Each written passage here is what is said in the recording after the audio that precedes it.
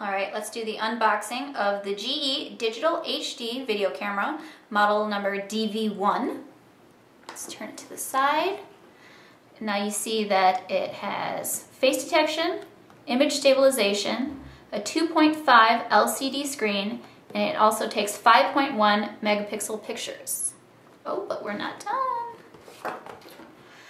It also takes full HD 1080p videos. It is waterproof up to 15 feet or 5 meters, a built-in USB arm, and it includes a lithium-ion battery. Also, today we have the graphite gray color. It also comes in like a bright green color and orange. So let's see the goods. And of course you have your usual quick start guides. There's 2 of them. They come in English, French, Spanish, and Portuguese. The warranty card and the registration card, the user manual, and the digital camera user manual. Here we have the AC adapter, which you plug in your included USB cord with, right here. And on the other side is where you would plug in your USB arm. Little wristlet, and the camera.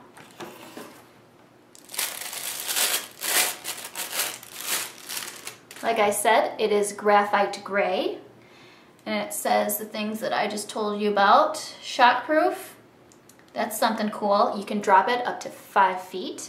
So I'm about 5 feet, so if I had the camera on the top of my head and it fell, it shouldn't break. Built-in USB arm, waterproof, and dustproof. If you turn it over, it just has a nice red button right here, a delete button, menu, a camera button, and a playback, which is very nice. And here you would stick your SD card in, which can handle up to a maximum of 32 gigabytes. I would suggest a higher class SD card, just because you are going to be, or you might be shooting in 1080, so you're going to want something that can keep up with the recordings. On this side, you would have your USB arm, and something that I've been playing with lately. So when you plug in your camera to your computer, you're going to want to use this, because if you set it down and plug it into the side of your camcorder or your computer, it's not going to sit flushly with the table. So that's why they included this, which I kind of had trouble plugging it in because it doesn't really go in that nicely. So you just kind of have to work with it. I don't know, it annoyed me. It took me like 3 whole minutes to finally shove it in. And it's still not. There you go. And that's about as far as it goes. AC adapters here, kind of pops out thusly. It took about 2.5 hours for it to charge fully when I unboxed it earlier, when I had it directly plugged into the AC adapter. And in the manual it says it can take up to 5 if you plug it directly into your computer. So let's turn it on. Here you have a cute little start. Let's zoom in a little bit. The other way, yes. Here you have a nice screen. Like I said, 2.5-inch LCD. Here you have how far you're zoomed in, if you can take continuous pictures, how many pictures you have left, and how many minutes you still have left on your card or on the internal memory. It can take about half an hour on HD with just the memory that is included with it.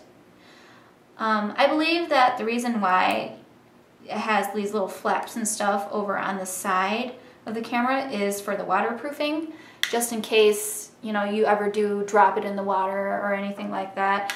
These are tightly closed in, which is very nice, because my last camera actually fell in the toilet on New Year's Eve. So That was not fun at all. Here you have a little hole for putting your little wrist strap on there, which is quite optional. I wouldn't do that. To me, it kind of looks like a little phone, so I like the finish on it. It's not very heavy.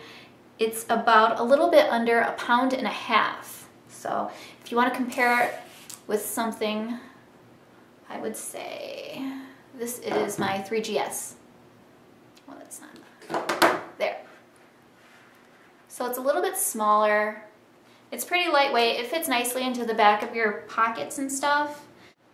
Feels like a little solid piece.